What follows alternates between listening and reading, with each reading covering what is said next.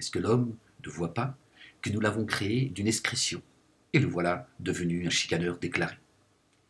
Il pensa à donner, regardez, subhanallah, c'est le plus grand parjure, c'est celui-là, il pensa à donner un exemple de notre incapacité, d'accord, oubliant sa propre création, et dit, qui fait revivre les ossements une fois réduits en poussière?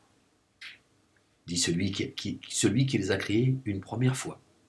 Il les fera revivre, et il se connaît parfaitement en toute création. Subhanallah. D'accord? Lui qui a fait pour vous du feu à partir des arbres verts. Et voilà que c'est de ce feu que vous allumez vos brasiers. C'est très étonnant, ce verset-là qui vient, on se demande qu'est-ce que ce verset-là vient faire là. Et là, il y a un secret, je ne le connais pas, mais subhanallah al-azim. Lui qui a fait pour vous du feu à partir des arbres verts.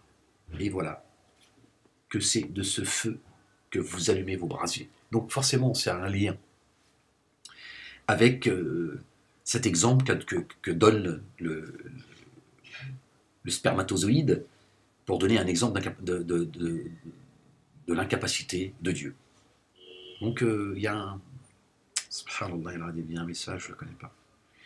Et celui qui a créé les cieux et la terre est incapable de créer quelque chose de leur genre.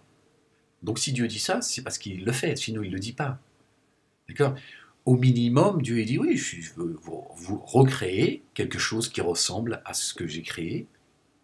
Vous avec, je le fais, je fais ce que je veux. Ne vous ai-je pas créé une première fois? Pourquoi est-ce que je ne pourrais pas vous créer autant de fois que je veux? Je fais ce que je veux, c'est ma création. Mais nous, non. Petit spermatozoïde qu'on est, on dit non à Dieu. On dit non, non, pourquoi? Alors que logiquement, on devrait dire, bah oui, Dieu m'a créé une fois, il peut me créer autant de fois qu'il veut, et puis il fait ce qu'il veut. S'il veut me réincarner, tu vois, dans une autre espèce, d'ailleurs, comme Dieu le dit lui-même, je ne sais pas d'ailleurs si c'est pas dans le chapitre 36, Dieu dit, si je voulais, je vous ressusciterais, donc je vous réincarnerais dans une espèce la plus vile. Ni vous pourrez revenir à l'état premier, ni vous pourrez évoluer.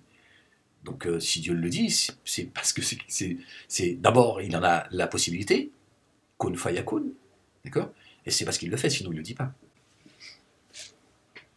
Oh, que s'il est le créateur par excellence et le parfait sachant. Il lui suffit, quand il veut une chose, de dire soit, pour qu'elle devienne réelle, kun fayakun. Gloire et pureté à celui qui tient dans sa main le royaume absolu de toutes choses, et à qui vous serez retournés. Voilà, juste pour ceux qui auraient envie de se pencher sur la réincarnation, parce que, comme je vous l'ai dit, je pense qu'il est temps d'en parler, de parler de cette réalité. On en a déjà parlé, alhamdoulilah, gloire et pureté à Dieu, Seigneur et Maître des cieux et de la terre et de ce qu'il y a entre les deux. Mais je crois qu'il faut que nous en parlions jusqu'à ce que nous vienne la certitude, parce que croyez-moi que ça va changer à la fois le cours de l'histoire et l'histoire de chacun de nous. Une fois qu'on prendra conscience que Dieu recrée, renouvelle sa création, on n'aura plus du tout la même perspective que celle que nous avons aujourd'hui, dans laquelle on nous a mis en fait. Tu meurs, tu t'es jugé l'enfer ou le paradis. L'enfer, il est là, l'enfer. Quand Dieu dit d'ailleurs, nous rapprochons l'enfer, vous voyez bien que l'enfer est en train de se rapprocher. Les gens deviennent complètement dingues. On voit des choses. Moi, j'en ai marre de regarder des trucs, tu vois. Ça dépasse, tu vois, ça dépasse le stade des bestiaux. En fait, on entend des choses, on voit des choses, c'est complètement dingue. Et on voit bien que tout s'accélère en fait. Le mal s'accélère aussi. Le mal est en train de s'accélérer. Chaque jour, on a des, tu vois, je parle même pas dans le globe. Là, c'est des milliers d'actes les gens deviennent complètement dingues. Et Dieu dit, nous rapprocherons le paradis. Une fois que l'enfer sera rempli, donc je pense que ça veut dire qu'une fois que nous serons arrivés à un stade dans le monde dans lequel nous vivons, pour ne parler que de ce monde-là, d'accord, quand l'enfer sera rempli, on sera arrivé à un stade de non-retour, et on sera arrivé au paroxysme, on sera arrivé au summum de la saloperie humaine. Ça veut dire que l'enfer sera complètement rapproché, et Dieu fera venir une terre que personne n'a foulée, d'accord, et ils rentreront les gens qui seront sous la miséricorde de l'Éternel des armées.